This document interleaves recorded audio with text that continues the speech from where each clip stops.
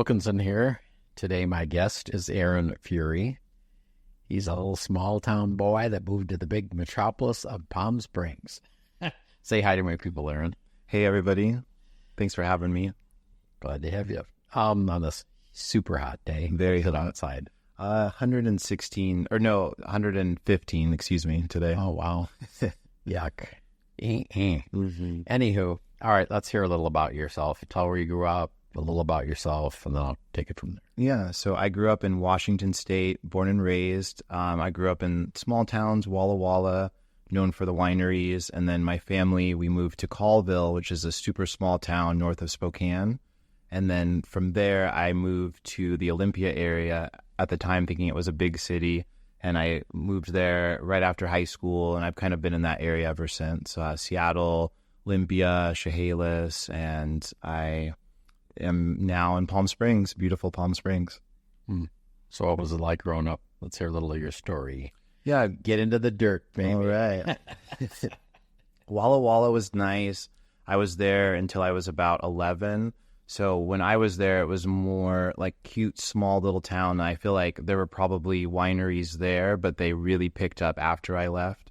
But it was cool. It felt, there was like, a big Hispanic population, so it felt really cool, multicultural. And then going to Colville from there, it was a culture shock. I always say it was kind of like Brokeback Mountain, because it was very like small town and friendly, but also gay, but kind of don't ask, don't tell. So growing up there in junior high and high school, it was, there wasn't a lot to do. So you had to be like an imaginative, but it was a pretty open community despite it being so small. And then coming there to Olympia, it felt like I was in the big city. It was like, wow, things are open after 5 here. This is crazy. And, I was going out to the bars when I was young. I was like, oh, you can go out and, there's a nightlife. So it felt like a big culture shock. I've since traveled and now see that, it's kind of small little cute town, but right. Yeah. So you're gay? Yes. How'd that go over? Talk about it. Well, I knew at a young age, when I was very young, I thought I was bisexual at first. I remember telling my mom and dad when I was, I believe, 12, and my dad, I remember, was like, this is something you saw on TV. It's a phase, like, you'll grow out of it. Never brought it up again. And then when I was in junior high, like 14, 15, I was like, okay, I have a boyfriend. Like, I was still dating women, but I was like, I think I'm, into guys. And then they believed me that time, but at the time they needed to grow. So we bumped a lot of heads. They weren't happy about it. And then when I turned 18, graduated shortly after, I moved away. And then I told my parents, like, I'm gay. Like, there's no more women. I felt like maybe being bi was like the soft, opening to that, but I was like, right. No, just guys now. So, well, most gay guys, the majority of them, they think there's no such thing as bi. Bi is, you're on your way to gay. Well, and I've since met many bisexual people, but for me, I think when I was young, I really thought I was like, I like women, but as time went on, it was less and less. And I would joke that when me and the girlfriend were getting ready, I would like push her out of the mirror, and I was like, let's spend more time on me. So, but I love women, but it was just like the dating aspect, the sexual aspect that just was like less and less as I grew up, or the older I got. So we had talked a little the other day before you came in for this recording, and so it was rough with your dad in the beginning. Yeah, it was. But not with your mother, or both? No, I believe, like, it's funny because, like, we have a really good relationship now, and when we talk, they say, like, we always knew that you were gay, but when I told them I was, especially young, because my dad was in the military, and, I'm grateful for what he taught me, but it was very strict, very, like, that made me ambitious and go-getter. But when I was younger, my interpretation, it just felt like he was not happy about it. And so we would butt heads a lot. We would fight. And when I was younger, I was very mouthy and scrappy. And so we would kind of like get physical with each other. And it just felt like there wasn't anything I could do to get like that acceptance and love. It was like, you're always, something's wrong with you, a problem. And it took a long time. And then when I moved away, still were fighting. We would still bump heads. And then it wasn't until like mid-20s that, he sat me down and we talked, and he apologized. He's like, I needed to grow.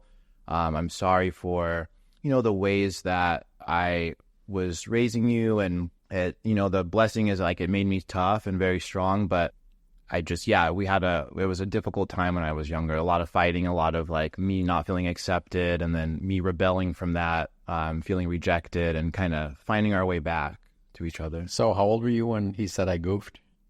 I was, I think 24, 25. And I remember it because I was with my best friend, and, there was a period of time that we didn't talk because we just fought. And I was like, I don't want to have this connection right now. It's not positive. And my best friend was one that was like, life is short. You really need to bridge that gap, and kind of like, and you learn, you go to therapy, and it teaches you to kind of like see people as people, because we see our parents as like, they're supposed to know everything and know all the answers. But it helped me to just see them as people. And then anyways, we went over there to visit for a holiday, and then he sat like both of us down and was just like, I'm proud of you, and I'm sorry for... Sat both of them who down? Me and my bestie was just... Oh, okay. Yeah, he was like, I want to have a conversation with you, and, just want to say that, I'm sorry for the way that I handled things, and, I had to learn and grow, and I was tough, and he was like, I didn't want you to be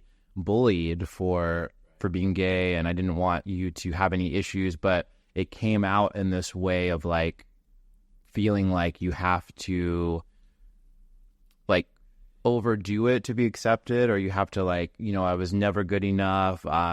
If you got less than 100%, it wasn't good enough, like that kind of thing.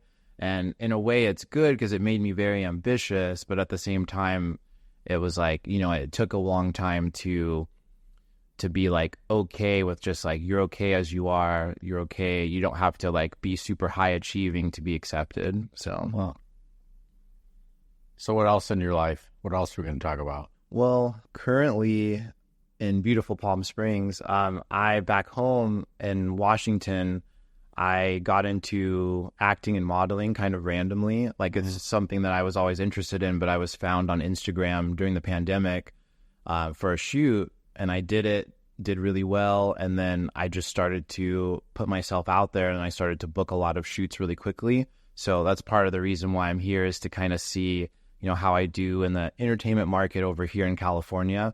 And I didn't want to live in LA because I was like, let me have like a in-between. And Palm Springs was beautiful and nice. And I was like, let me just come back and forth. So that's kind of been my focus lately.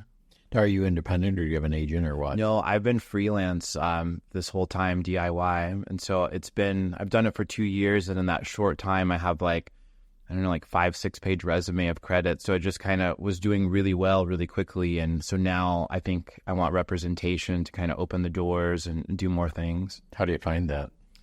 LA, right? Yeah, LA. I know there's a film office, a Palm Springs film office here that I looked into, and I signed up. I guess they get castings, but for the most part, I think, LA is where agents are, and the shoots. I know there's some here, but mostly LA. But you don't want to live in LA, right? No, not now. And I think some of it was like the small town thing. I was scared because I don't know if it's just from being in another area, but I would hear horror stories like it's so, cutthroat, and it's mean. And I was in LA for an event a couple of weeks ago, and I remember people saying, be careful, you'll just get pulled out of your car, like Grand Theft Auto. And I was so terrified. And then you go there, and it's just like any city. I'm like, oh, it's not that bad. It's really cool, and it's easy to drive, and people are nice. And so but still I would like to go and work and then kind of live in a more low key area. So do you plan on moving to LA? Oh, well, I guess you need an agent first, right? Yeah. I feel like I would like the idea of being there for work and then like, so if I'm up there for a few weeks or a month for shoots or something, and then just being able to come back here to Paradise, and it's like such a welcoming community, more low key. Like, I like that aspect because that's kind of how it is back home. I live in the smaller area in Olympia, Lacey, and then I can go to Seattle and Portland, do my shoots, do my work, and then come back, and it's like in a low key area. So doing that over here, it kind of is like second nature. But I'm open to LA. I could do it. So are you doing print stuff, or what are you doing? I've done a little bit of everything. I started out doing print. Then I did runway. Most of the fashion shows were in Seattle, but I've done a couple in Portland. So worked for either independent artists, or I've done big fashion shows where they had like Macy's and a mix of like local designers and bigger established houses. And then from fashion, I did campaigns. So I did like an underwear campaign. I did like clothing. I've done a lot of e-commerce, and then I went into commercials. So I did commercials for Amazon, Microsoft, and then I did casino commercials, and then I did a scene in a short film. I've done a little bit of everything, music videos. So I kind of, at first, was just kind of taking anything I could get, but then later I wanted to do things that could kind of show the range of, like, he's done, Boy Next Door. He played an 80s vampire. He can do a construction ad, just to kind of show, like, I'm willing to, like, transform and do whatever. So you put together a reel? Yeah, I have online resume. So, and I like to transform. Like right now I've, regular black hair, short hair, but I've been blonde. I'll have mustache. I have beard. Like, I see, like, the creativity is like near and dear to my heart. So I like that transformation aspect, to like do whatever the job needs you to do, but I like to transform and change each role. What else are we going to talk about? Well, we covered all that in like 10 minutes. I know, really More time to go. Growing up in my small town, I never imagined like I would be in California. It's always something that I wanted to do. Like, since I was a kid, I wanted to like be in entertainment. I wanted to be amongst the palm trees and the weather. So getting here, it feels really surreal. It's awesome. And it's something that, like, especially growing up in a small town, you're like, you see, the people on TV, or you hear about it. It just felt so far away.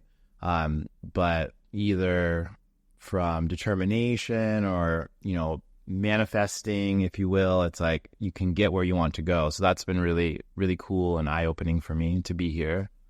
Manifesting sounds like you're into the law of attraction. Yeah, definitely. I am so into like law of attraction, the universe, all of the woo-woo. And before I even moved here, because the stereotype is, when you get to California, you start getting into that. But it's so woo-woo around here. But I love it. And I actually got into it, like, I remember being 29 and just being like, I was at work in an office. I work in medical as my day job. And I remember thinking, just, is there more to life? Is this all there is? And I had a coworker that was like, you should really read Eckhart Tolle, The Power of Now, which in like with those types of books, I felt like level 100. And I was like, she's like, how is it? I'm like, well, I'm not understanding a lot of this. And she's like, keep reading it. And then once I read it and understood it, then it brought me to like more Eckhart Tolle, to like letting go, to eventually the law of attraction, and then just learning about all of that. And I was hooked. This never came up, but does your family have a religious background at all, or no? Not really. I remember when I was between like 6 and 7, there was a period of time where my grandparents and my mom and we were going to church. We had like a family friend that was a pastor. We went for like, I don't even know, 6 months to a year, but it was very loose. And then I just remember we just stopped going, and they never really, like, they weren't overly religious. I remember having like a Bible and like reading the children's Bible, but it was never like pushed on me or anybody to like, really go to church. I do have family members that are very religious, but my like grandparents, my parents are not. They're just low key. So I grew up thinking thinking I was Christian, and then later thinking like, I don't know if this is really resonating with me. And then when I just like learned about spirituality and like the concept of the universe, that really stuck with me, and it really just made sense. So I kind of believe like all the religions are kind of talking about the same thing, just in different terms. It's just however you get there, however it resonates with you. Now you're Black. Yeah. How's that in Palm Springs? I think it's kind of amazing. I'll say that. Yeah. Well, so I'm very popular here. People are very friendly, very flirty, which is an ego boost. Very nice. And, the one thing I'm grateful for is I never really experienced a lot of racism, even growing up in the small towns. But here, it just feels like, I don't know, like I get stopped on the street. Hi, you're so handsome.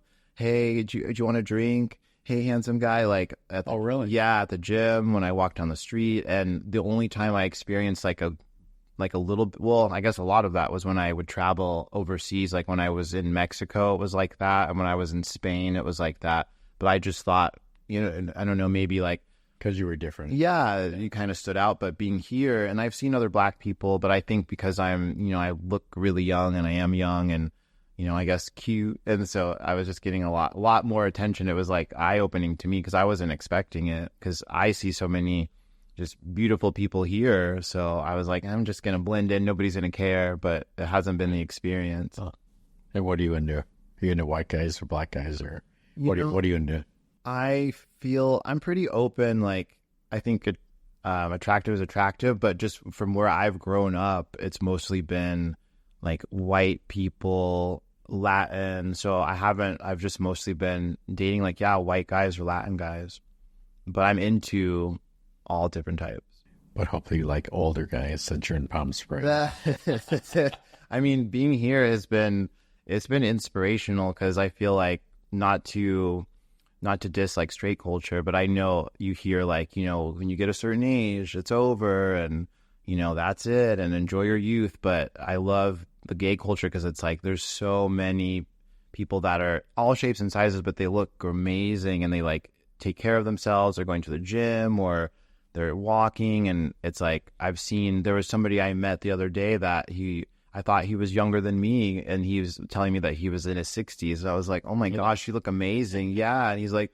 well, some of it's genetics, but, I eat really good and I work out. So being here has been so cool, because it's like, wow, it doesn't have to stop. Like, so you thought he was happy the age that he really Yeah, he seriously looked like 30s, because he had like the smoothest skin, and he's muscular and fit, but and he had a beard, but I could have sworn he was young, like same age. And he's like, no, I'm like 62. I was like, whoa. Oh my goodness. Yeah. And so I've seen so many, I want to be him when I grow up. Yeah, me too. It's like goals.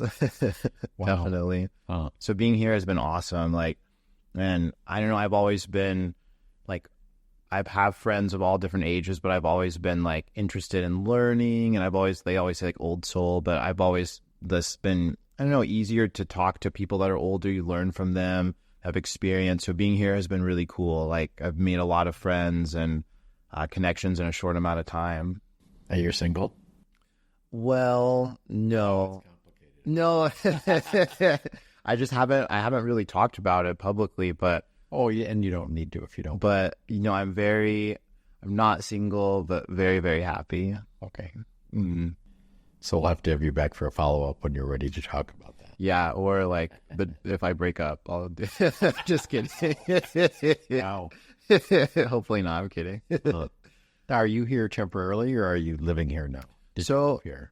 Originally the goal was to be here temporarily, and I know the summer, because I visited once in March for 2 weeks, and I fell in love with it. Right. Nice weather. And then I thought, well, if you want to see I had a friend that was kind of pushing me, like, I really think you'd like it here, especially for your work and the connections. And he lives in Washington too, part-time, and it's like, it's so different over there. So he kind of was like, you should really try to, rent here and stay.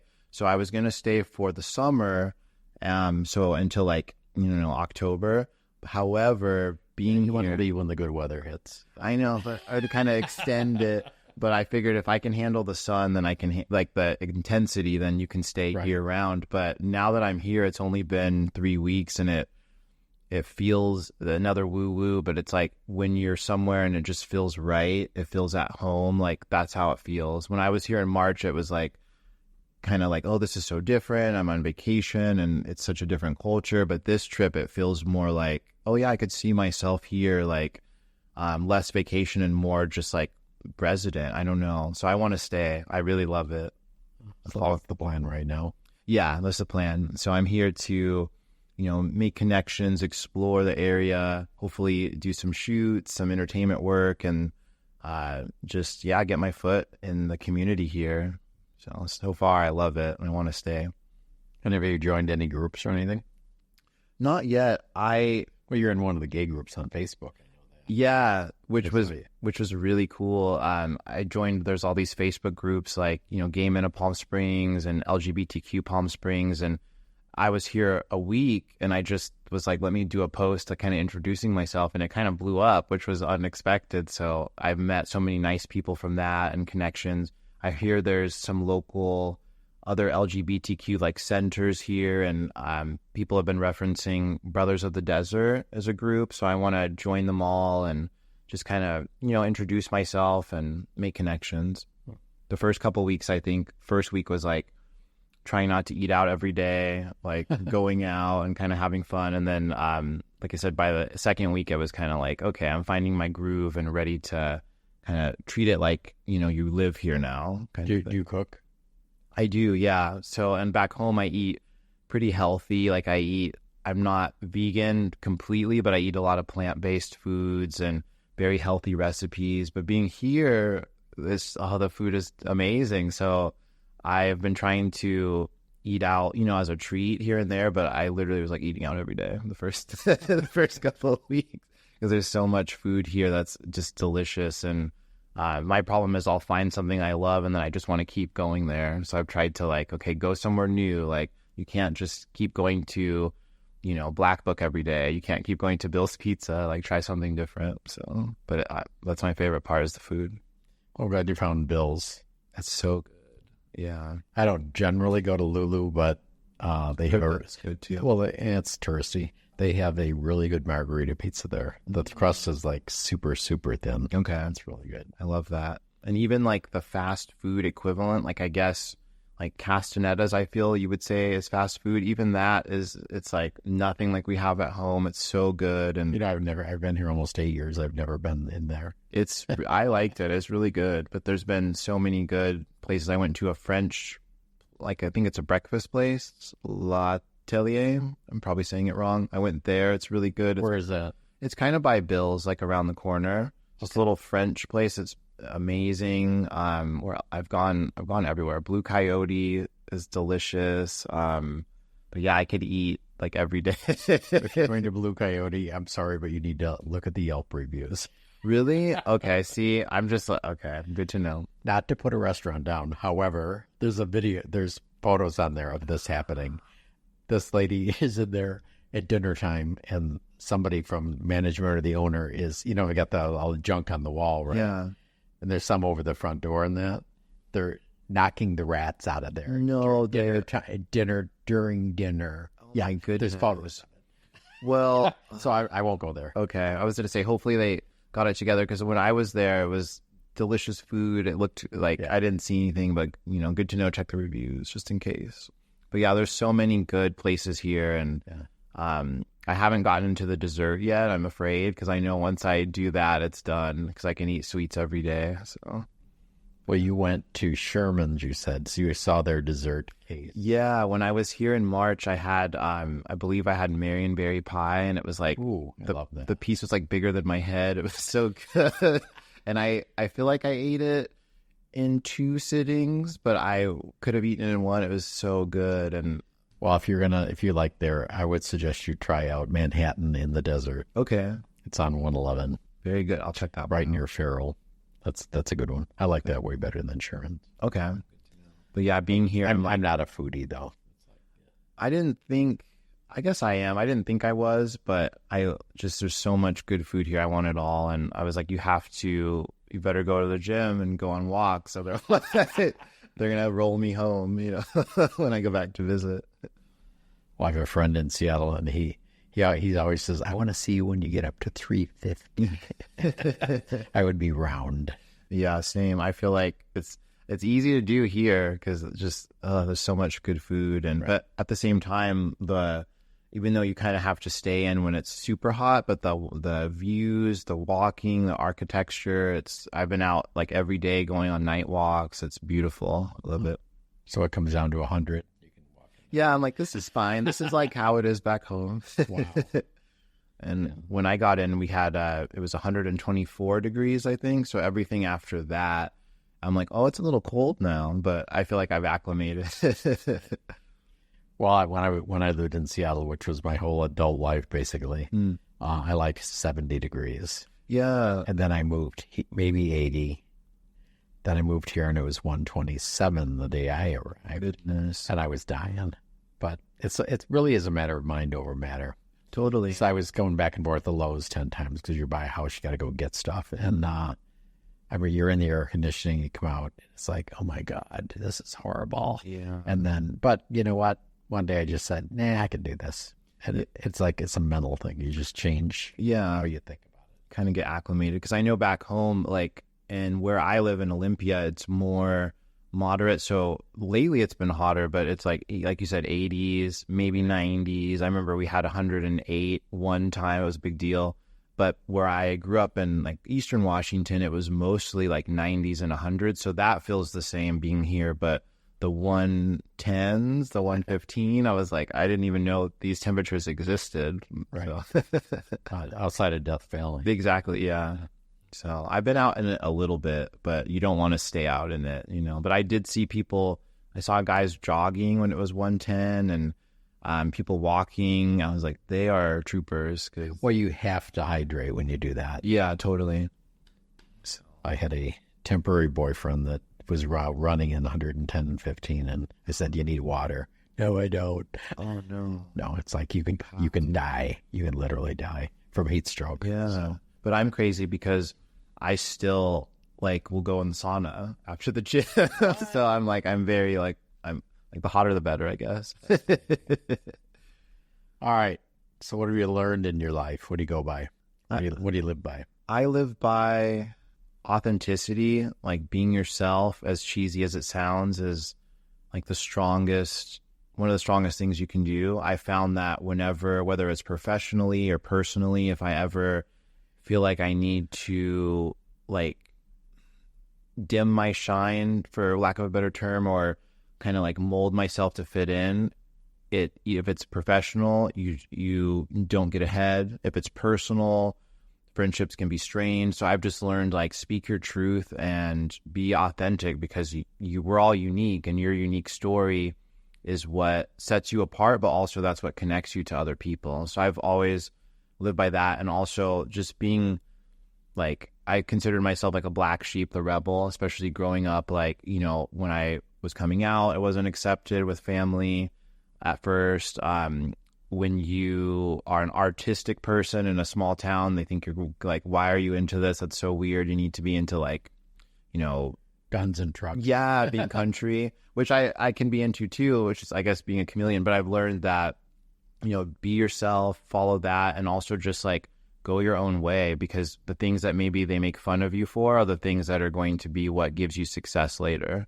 So like me being like such a character and dramatic, it's like, well, that's perfect for my work. Or me being like, you know, how I speak, for example, and people being like, you sound white, whatever that means. And it's like, but being able to then later, you know, be able to do podcasts. What does that mean? Sounding white. It's so ignorant. People would say that when I was a kid, and I think it's since changed, but they would say, like, you don't sound, you know, like how other black people sound. I was like, what does that mean? And they're like, well, you know, you don't sound like gangster or ebonics. And it's like, well, I could do that too, but it's just like, let people, you know, speak how they want. I don't think it's so much a thing now. If I do run into ignorant people, I joke and say, like, well, I'm Obama black. So, and they're like, they get it really quickly, but it's like, it shouldn't be any, like, it's just such an old ignorant term. But yeah, just being yourself, like, whatever you're into, whatever you're not into, you don't have to follow the trends. You don't have to do what everybody else is doing. And every time I've done that, it's been successful. I feel better, and it's like just allows results, good results. We're sitting here today recording. This won't be published today, but Joe Biden dropped out of the race today. Could you, like Michelle Obama, could you give her a call and tell her to run? I know, or I feel like it would be so easy answer, or in a funny pop culture thing, if Beyonce ran, I feel like everybody would be like, done, like, we'll vote for you. I'm hoping that they can get it together, because the alternative is scary. However, I don't know. Like, I'm hoping for the best, preparing for the worst. I hope Trump drops out. That would be nice. Yeah. I think anybody would be better. Let's put, I don't know, like Britney Spears, anybody. Oh, like, I'll run, anybody. All right. But maybe we will do a follow-up one of these days when you get more settled. Yeah. Thanks for coming in. Thank you so much for having me, Aaron, and good luck and welcome to Palm Springs. Thank you so much. Okay.